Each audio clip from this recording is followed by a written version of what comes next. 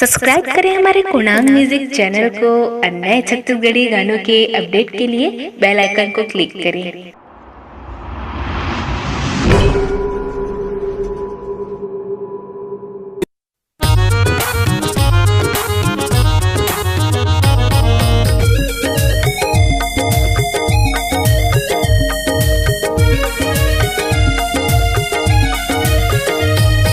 माथ के वो ये बिंदिया देख हिले लागे इंडिया। तोर माथ के वो ये बिंदिया देख हिले लागे इंडिया।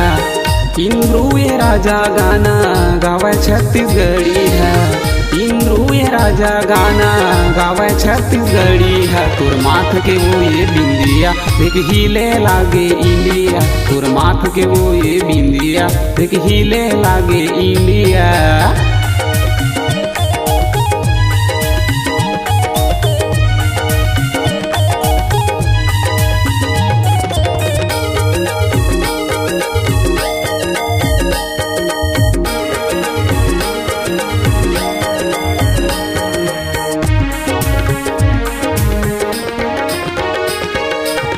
कारी कारी अखिया तो मारे नैना बानो। गाले है टमाटर जैसे छूटा थे परानो। गाले है टमाटर जैसे छूटा थे परानो।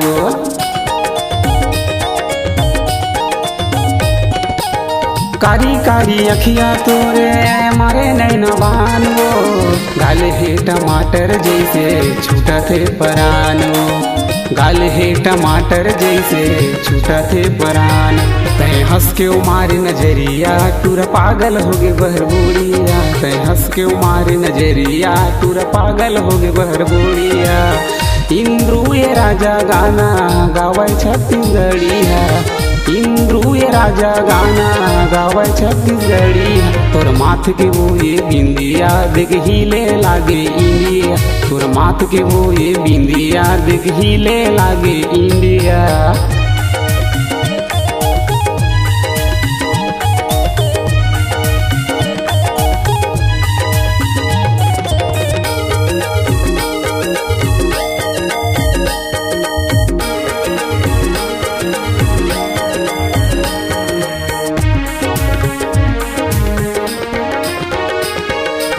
नाक नथुनिया झूले कान में बालियो।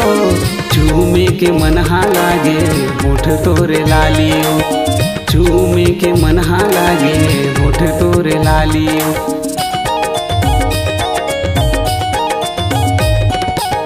नाक नथुनिया झूले कान में बालियो। चूमे के मनहा लागे होठ तोरे लालियो। चूमे के मनहा लागे होठ तोरे लाली।